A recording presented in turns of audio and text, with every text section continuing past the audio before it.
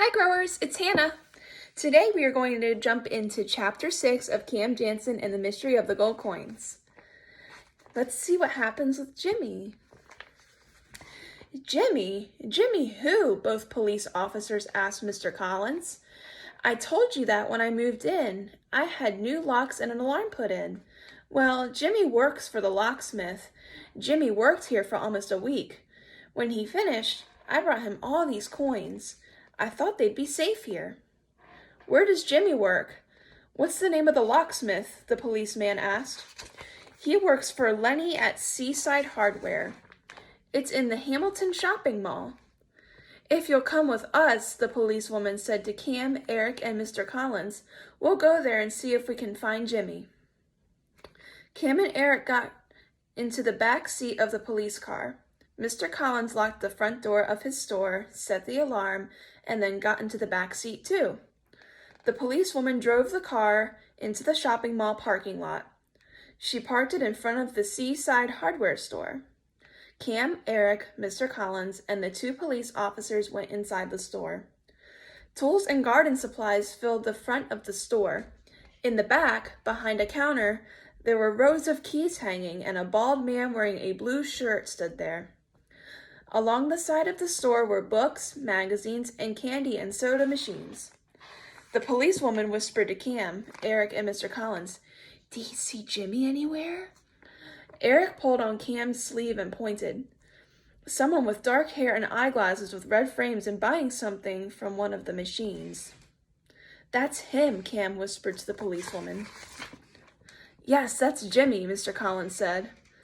The police walked towards the machines. Cam, Eric, and Mr. Collins followed them. Jimmy saw the police coming. He looked frightened, but he didn't run off. He turned back to the machine. As he put his money in, Cam looked straight at him and said, "Click." "All right, young man," the policewoman said. "There are a few questions we'd like to ask you and your boss." They led Jimmy to the back of the store. "Are you the locksmith?" the policewoman asked the man behind the counter. "Yes, I'm Lenny. Did you put in new locks and an alarm in Mr. Collins' coin shop?" "I didn't. Jimmy did. He's new here.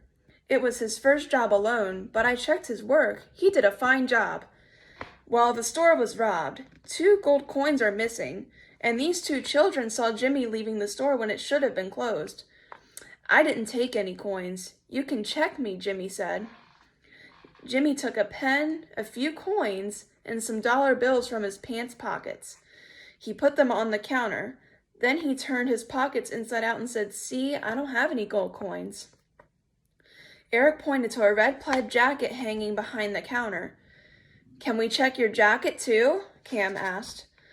Jimmy hesitated for a moment. Then he said, "Sure, check anything you want. You won't find any gold coins."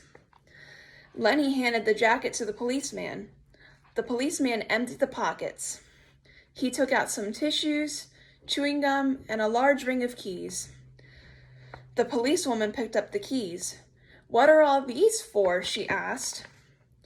"Those are my house keys," Jimmy said. Mr. Collins took a ring of keys from his pocket. He compared the 2 sets of keys. "Some of these look just like mine," Mr. Collins said.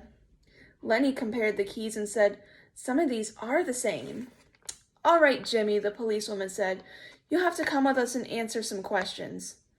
"What about my coins?" Mr. Collins asked. "You're not getting any coins back," Jimmy said, "because I don't have them." Here's a picture of the policewoman, the policeman, and I think that's Lenny right there, and there's Jimmy, and there's his keys. And that is the end of chapter 6.